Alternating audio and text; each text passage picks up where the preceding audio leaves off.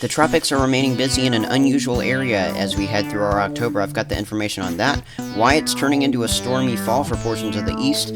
I'll give you a look at the temperature trends as we head towards November, as well as the potential for drought relief into the winter. That's all coming up in this video. One Nation Weather.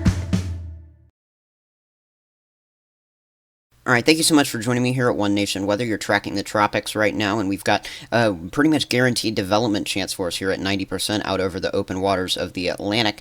This is in the main development region, heading towards the Windward Islands there in the Caribbean, pushing westward, and you can see what's left of Tropical Depression Sean is on the northern end of where this invest is headed, but look at how big the invest is in sprawling in comparison to Sean. Eventually, though, we're going to have to see if this continues towards the Caribbean or curls out to sea, this new invest, which is 94L. Thankfully, it's looking likely that this is going to be heading out to sea, but let's show you what the Euro model is showing in their tropical model solution. So here we go. Over the course of the next 24 to 48 hours as I'm filming this, we're going to see what's left of Sean really dissipate. This is not going to make it to the islands, and it's really going to get kind of consumed by this invest, which is going to be much larger, much broader in terms of the tropical storm force winds as it develops, and this is going to be Tropical Storm Tammy, by the way, as it develops. Now, eventually, we could see Hurricane Tammy out of this, which is even more unusual for this time of the year. It's just because we have more activity coming off Africa than we should for October, and I'll show you exactly how this compares to normal in a minute. But here we go towards our October 20th. This is your Friday. We're going to see some of these northwestern winds be pushing into portions of some of the Windward Islands, so you need to be ready for this in these areas. Say places like Barbados getting clipped by this system.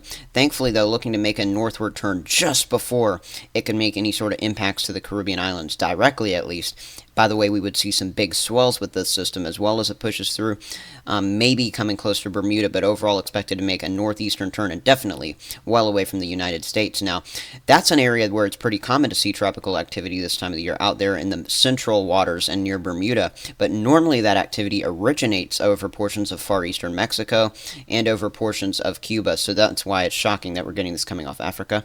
By the way, go ahead and subscribe. Here we go, tracking late week trouble. We're looking at this system pushing into portions of the Pacific Northwest as we go in towards our Monday. It's going to ride up and over the high-pressure ridge over the central part of the country before sagging on downward and into portions of the southeastern region. And it's really going to make a mess later this week as it connects with a different system coming off of the Cuba area, yes, that's somewhat tropical later this week, but not expected to develop, and eventually those will form a very El Nino-ish look as they ride up the east coast, and could be, again, a little bit of a preview of what we might see this winter with El Nino kicking in very strong fashion. Now, as we go towards our Friday early morning, we're going to see this system likely centered over portions of the Great Lakes region, with a cold front dragging down, a very weak one at that, by the way, on down into portions of eastern Tennessee back on up towards northern Alabama. This is going to continue pushing eastward as we go into our Friday, forming a little bit of its own low-pressure system after connecting with some sort of low-pressure system that's already going to be kind of churning over the Atlantic. The closer these systems come to each other, the more of a broader system we could have, and we'll see if that could develop, because that could certainly, make the impacts just a little bit more extensive. But look at how the system really explodes in the Euromodel solution as we go towards our early Sunday morning, bringing pretty tightly packed isobars, so very gusty winds and very hefty rainfall totals up towards the northeast at that point. Again, this is just a preliminary solution. Now, in terms of what that system's going to do in the temperature anomaly department, this is 850 millibar temperature anomaly, which is several thousand feet above our heads, but not way above our heads necessarily. Of course, we've got the cooler air pushing on down to the surface here in the southeast throughout the week, but overall the trend is going to be some of the warming conditions we're getting back over the central parts of the country and the west. That's going to get at least back to normal here into portions of the Dakotas, Minnesota, and Iowa briefly Wednesday night and into early Thursday morning. Before that cool down, which is not much of a cool down, but it's a little bit below average for this time of the year, it's going to sink into the southeast with that storm. And again, especially as this moves on up the east coast, we could see some, 5-10 degree temperature departures there. Overall, though, the story is going to be the warmth that's going to be continually returning over portions of the western and central part of the country. So as we go towards your October 20th through 24th, this is your 6 to 10 day temperature outlook, much above normal into portions of the central and western part of the country, as I was mentioning, a little bit below average there in the southeast, but most parts of the country warmer than average. And then in terms of your precipitation outlook for that same time, overall drying out out over many parts of, say, of the Midwest on back down towards the Arklatex, where we could really use the rain. All of these areas really need some rain. Not really getting it in that near-term time frame, and back towards the Four Corners as well, drier than average. Here's that drought monitor I was telling you about. We have pretty significant drought in the portions of Nebraska, Iowa. This includes Missouri, eastern Kansas.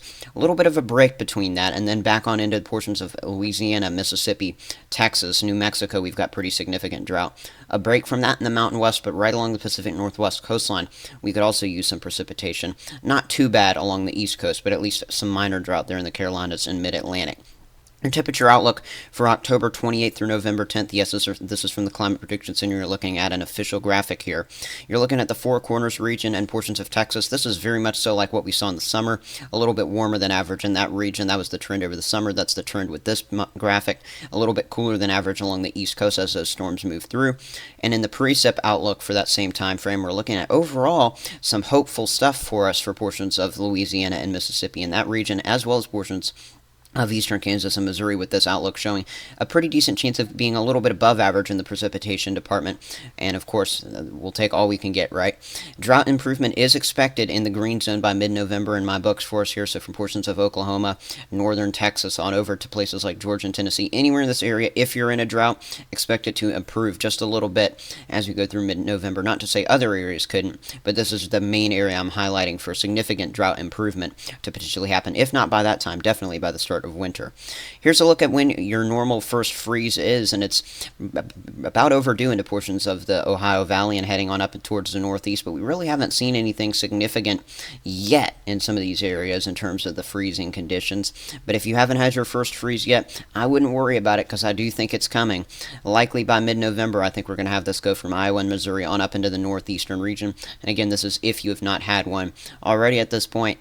Of course, places in the Mountain West and the North Central tier are well underway with some of the freezing conditions during the nighttime. Recently, some of those have also sunk on down into portions of the high plains, and eventually these should shift towards the southeast as we head towards December. Now, October, November, December temperature outlook.